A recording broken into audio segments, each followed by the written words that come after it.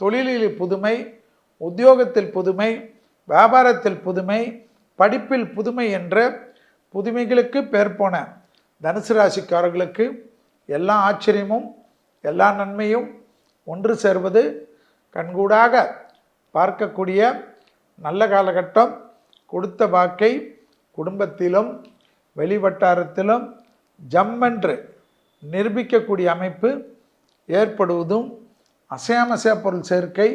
சுபவரிய பிராப்தம், வீடு நலம், வண்டி வாகனம் புதுமை பண்ணுவது, இன்டீரியர் பண்ணுவது, மனதிற்கு பிடித்த தெய்வ காரியங்களுக்கு செல்வது, ஞாயிற்றுக்கிழமையில் கோதுமை தவிடு, வெல்லம் கலந்த உணவு, கோதுமை மாவு,